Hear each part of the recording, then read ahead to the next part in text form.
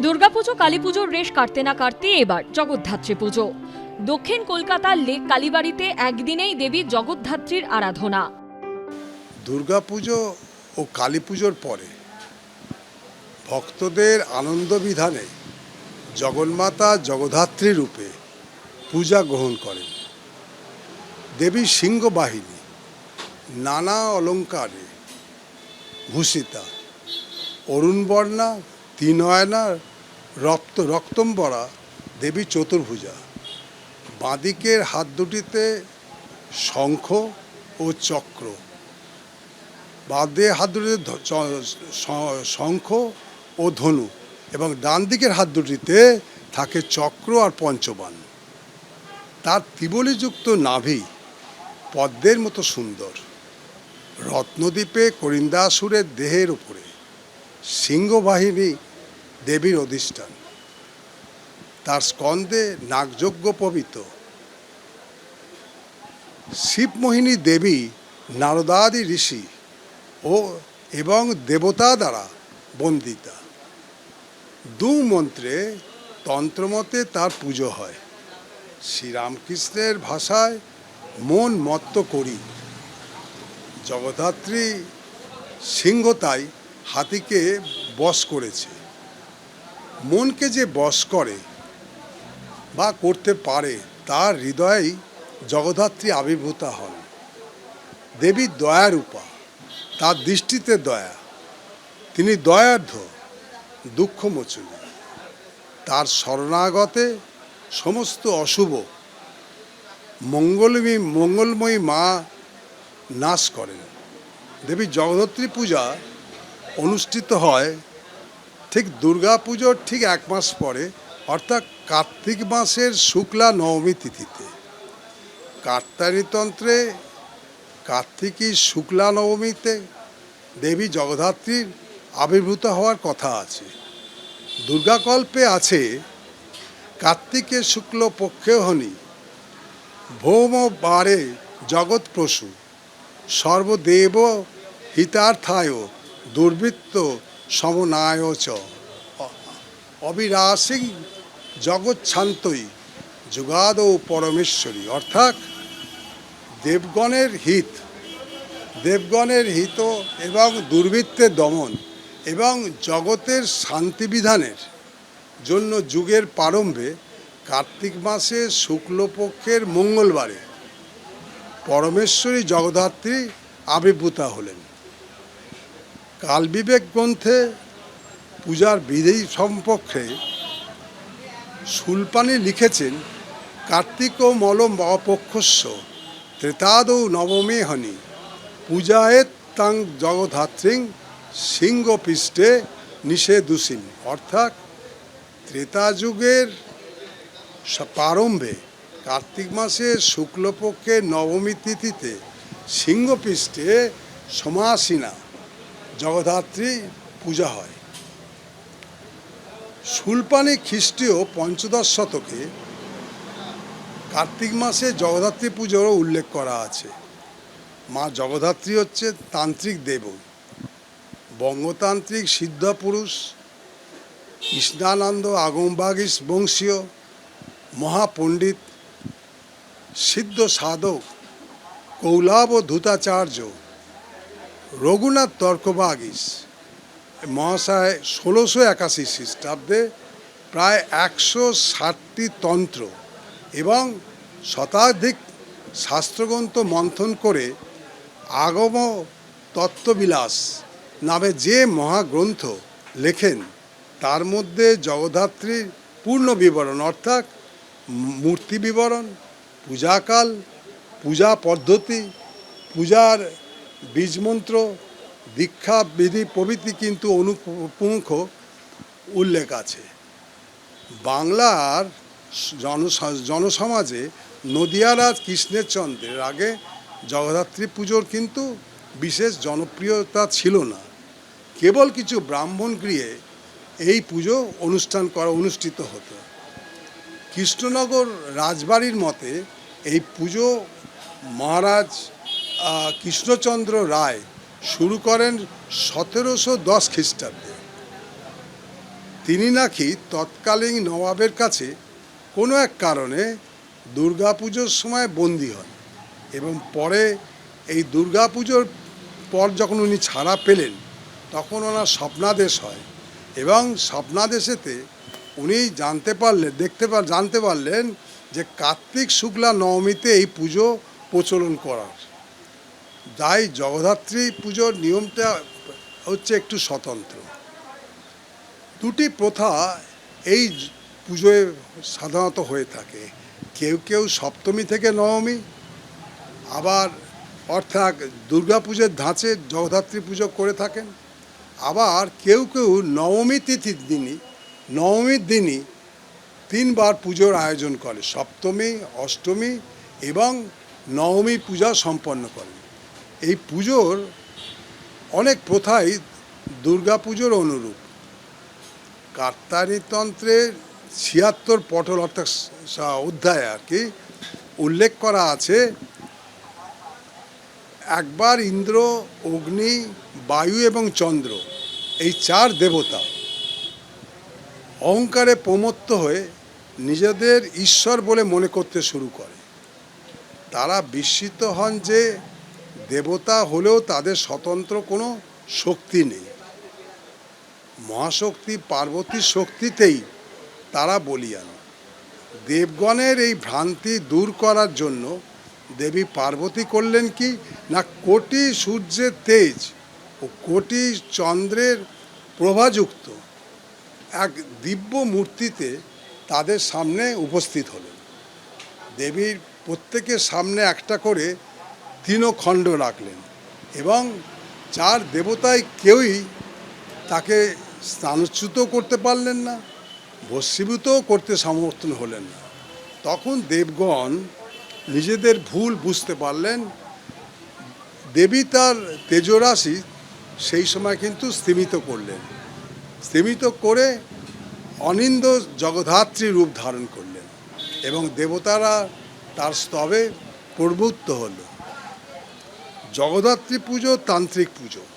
কোথাও সপ্তমী, অষ্টমী, নবমী এই তিন তিথিতে জগদ্ধাত্রী পুজো হয়ে থাকে, তবে অনেকে নবমীর দিন তিনবার পুজো করে এবং সপ্তমী, অষ্টমী, নবমীতে এই পুজো সম্পন্ন করে। কোথাও কোথাও প্রথম বা দ্বিতীয়বার যাই হোক না কেন এরপরে কিন্তু কুমারী পুজোরও কিন্তু ব্যবস্থা থাকে। দুর্গা পুজোর মতো জগদ্ধাত্রী পুজোতেও বিসর্জন কীর্ত বিজয়া কীর্ত নামে পরিচিত। এমনকি পুষ্পাঞ্জলি এবং প্রণাম মন্ত্র সহ অনেক মন্ত্র দুর্গা মন্ত্রের বা দুর্গা পূজার অনুরূপ। 1877 খ্রিস্টাব্দে সারদা দেবীর পিতৃগৃহে প্রথম জগদ্ধাত্রী পূজার আয়োজন করেছিলেন কে না, তার গর্ভধারিণী শ্যামাসুন্দরী দেবী। কিংবদন্তি অনুসারে প্রতি বছর শ্যামাসুন্দরী দেবী প্রতিবেশী নব মুখর্জির বাড়িতে কালী পুজো উপলক্ষে নৈবেদ্যের চাল পাঠাতেন।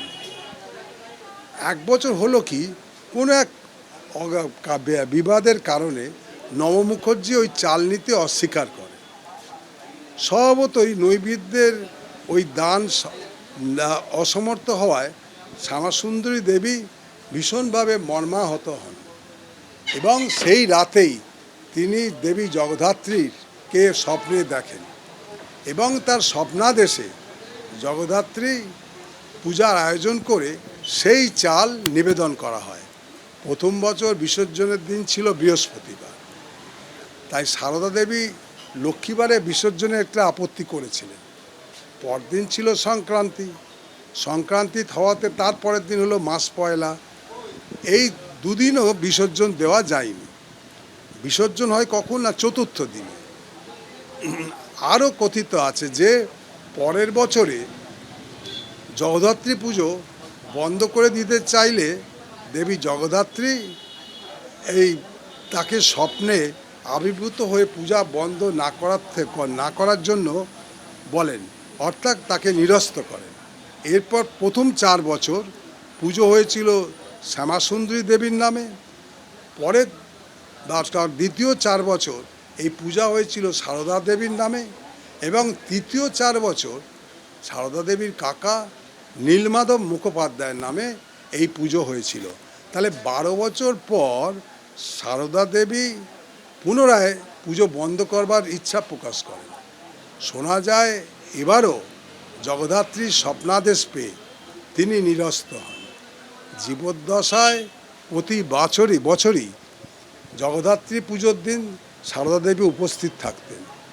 পুজো পরিচালনার জন্য তিনি আবার 10.5 বিঘে জমি দেবত্ব সম্পত্তি করে দিয়ে গেছেন। 1919 সালে সারদা দেবী শেষবার এই পুজোয় উপস্থিত ছিলেন। জগদ্ধাত্রী হলেন দেবী দুর্গার আর এক রূপ। উপনিষদে জগদ্ধাত্রীর নাম উমা হৈমবতী। কাত্যায়নী তন্ত্রে কার্তিকী শুক্লা নবমীতে আবির্ভূতা হন দেবী জগদ্ধাত্রী। অন্যান্য বছরের মধ্যে আমরা লেক কালীবাড়িতে এবারেও কিন্তু যে সমারোহে এবং যেভাবে উপাচার মেনে পুজো করার সেটা ব্যবস্থা করেছি। মা করুণাময়ী জগদ্ধাত্রীর কাছে সকলের কল্যাণ প্রার্থনা আমরা করছি। আচ্ছা, এইবার কথা হলো যে এই জগদ্ধাত্রী পুজোর দার্শনিক তাৎপর্যটা কী? দার্শনিক তাৎপর্য যদি গভীরভাবে শক্তিতত্ত্ব, আত্মসংযম এবং জ্ঞান ও সত্তার জাগরণ। অর্থাৎ জগদ্ধাত্রী শব্দের অর্থ, জগদ্ধাত্রী মানে যিনি সমগ্র জগৎকে ধারণ করেন। তিনি দেবী দুর্গারই এক রূপ, যিনি শক্তির মাধ্যমে বিশ্বকে ধারণ করেন, রক্ষা ও পুনর্জীবিত করেন। এই ধারণা অনুযায়ী জগদ্ধাত্রী বিশ্বস্থিতি শক্তির প্রতীক, অর্থাৎ ব্রহ্মশক্তির সেই প্রকাশ যা জগৎকে স্থিতিশীল রাখে। এই জগদ্ধাত্রী পুজোর অহং এবং আত্মসংযমেরও প্রতীক। পুরাণ অনুযায়ী অহংকারে ভরা দেবতারা যখন শক্তিহীনা হয়ে পড়লেন, তখন দেবী জগদ্ধাত্রী রূপে প্রকাশ পেলেন। অতএব দেবী এখানে প্রতীক কিসের? না, অহংয়ের দমন ও আত্মশক্তির জাগরণ। তার হাতে ধারণকৃত ধনুকবাণ ও চক্র, এটা কিসের প্রতীক? জ্ঞান ও নিয়ন্ত্রণের। অর্থাৎ যে নিজেকে সংযত করতে পারে সেই তো জগতের ধারক। আবার সিংহ ও সাপ, এই সিংহ সাপের প্রতীকত্বটা কি? দেবীর বাহন হচ্ছে সিংহ, যা প্রতীক হলো উদ্যম, বীর্য আর শক্তি। আর দেবীর হস্তে সাপ, যা প্রতীক কুণ্ডলিনী শক্তি, অর্থাৎ অন্তর্নিহিত চেতনার জাগরণ। এইভাবে জগদ্ধাত্রী পুজো আমাদের শেখায় কি না, আত্মচেতনা জাগিয়ে অন্তঃস্থিত শক্তিকে নিয়ন্ত্রণে আনা। তারপরে এই জগদ্ধাত্রীর সাথে আরও সম্পর্ক, যে থেকে আমরা আরও কিন্তু পাই, সেটা হচ্ছে কাত্যায়নী ও দুর্গার পরিণত রূপ। যেমন দেবী দুর্গা যেখানে রজগুণের শক্তি, তার মানে কর্ম ও প্রাবল্য, সেখানে জগদ্ধাত্রী কিসের প্রতীক? সত্যগুণের শক্তি, শান্ত, স্থিতিশীল ও ধ্যানমগ্ন। তাই তার পুজো কার্তিক মাসে দুর্গা পুজোর পরে হয়, যেন রজগুণ থেকে সত্যগুণে উত্তরণের ইঙ্গিত। আচ্ছা, এর আধ্যাত্মিক তাৎপর্য ও দার্শনিকভাবে জগদ্ধাত্রী পুজো আমাদের কি মনে করায়? মানব চেতনার মধ্যেই দেব শক্তি নিহিত। দ্বিতীয় হচ্ছে যে অহংকার দমন করেই শক্তি জাগ্রত হয়। অহংকারকে যত দমন করা যাবে ততই কিন্তু শক্তির জাগরণ হবে। বিশ্বকে ধারণ করা মানে নিজের চেতনা ও কর্মের সামঞ্জস্য স্থাপন করা। আর কি হয় না, সামাজিক এবং সাংস্কৃতিক প্রতীক। এই আমাদের পশ্চিমবাংলায় চন্দননগর সব বহু অঞ্চলে জগদ্ধাত্রী পুজোয় আলোক জাগরণের একটা উৎসব হিসেবে পালন করে। আলো এখানে প্রতীক কিসের? না, জ্ঞানের। আর সেই জ্ঞানই হচ্ছে ধারণ শক্তি, যা সমাজকে ধরে রাখে, অন্ধকারকে দূর করে। তাহলে সংক্ষেপে জগদ্ধাত্রী পুজোর দার্শনিক তাৎপর্য হলো অহং দমন, আত্মসংযম, অন্তঃশক্তির জাগরণ ও জ্ঞানের আলোয় বিশ্বধারণ। এই হচ্ছে আমাদের জগদ্ধাত্রী পুজোর মধ্যে যে আধ্যাত্মিক চেতনা এবং ফিলোসফিক্যাল যে আমাদের সিগনিফিকেন্স, সেখান থেকে আমরা এইটি বুঝতে পারি যে দার্শনিক তত্ত্ব যে অহংকারকে দমন করা এবং আত্মসংযম, অন্তঃশক্তির জাগরণ আর জ্ঞানের আলোয় বিশ্বধারণ, এই হচ্ছে জগদ্ধাত্রী পুজোর তাৎপর্য, যে জন্যে আমাদের পুজো করা হয়। এবং দুর্গা পুজোর পরে 1 মাস পরে কিন্তু এই পুজোর ব্যবস্থা করা হয়। এর কারণেই যে আস্তে আস্তে যেমন আমরা এই অহংকে দমন করতে পারি, এই হচ্ছে আমাদের জগদ্ধাত্রী পুজো এবং তার তাৎপর্য। একসময় লেক কালীবাড়ির ভেতরেই জগদ্ধাত্রী পুজো হতো, তবে গত 15 বছর ধরে পুজো হয় মন্দিরের সামনের মাঠে। অরিত্রিক ভট্টাচার্যের রিপোর্ট, এবিপি আনন্দ, কলকাতা।